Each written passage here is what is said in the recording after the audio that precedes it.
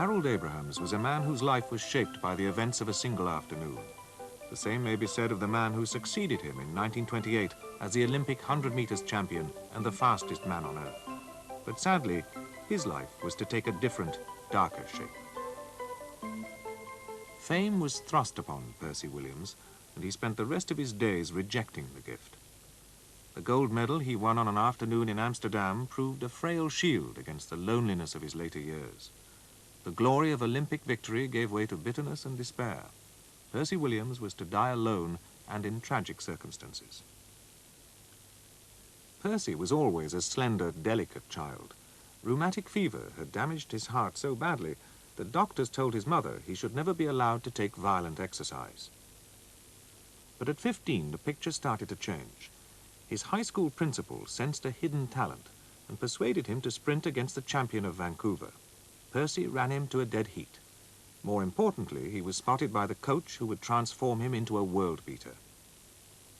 Bob Granger was an eccentric genius. He believed Williams possessed what he called precious energy, which had to be preserved at all costs.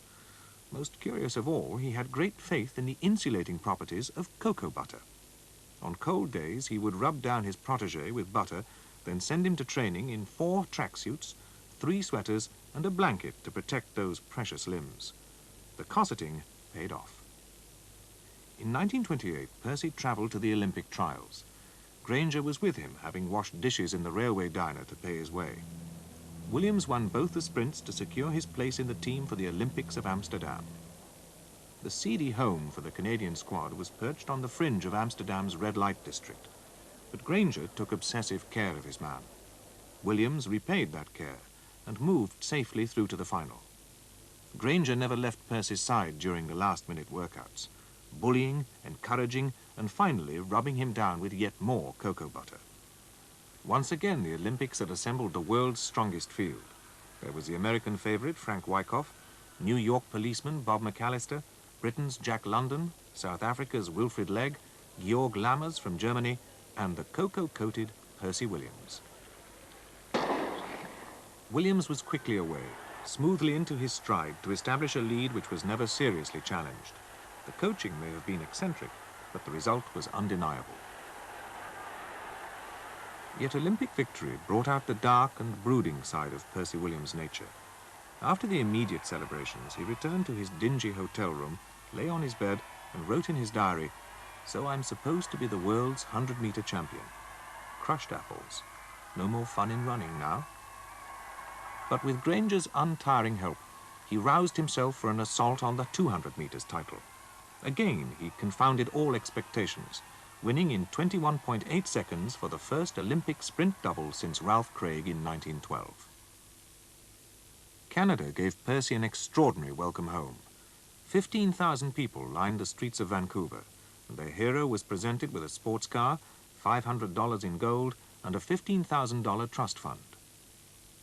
In August 1930, Percy ran his finest 100 meters, setting a world record of 10.3 seconds, which was to endure for 11 years.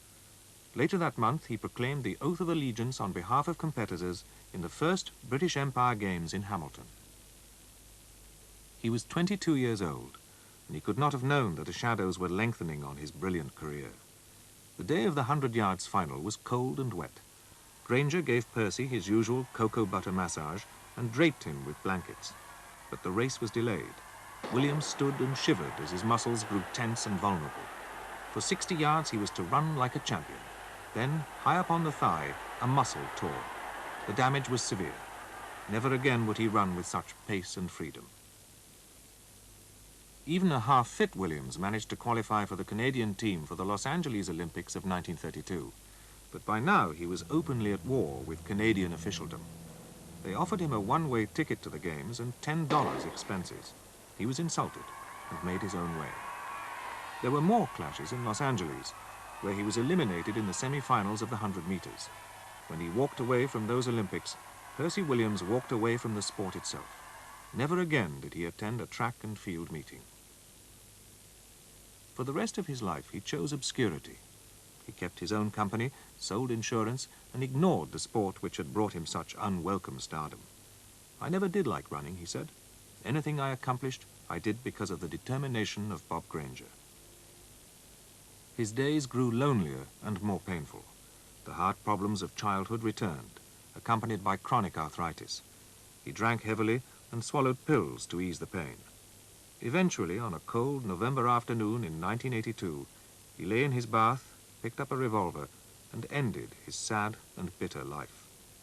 Percy Williams despised both fame and glory.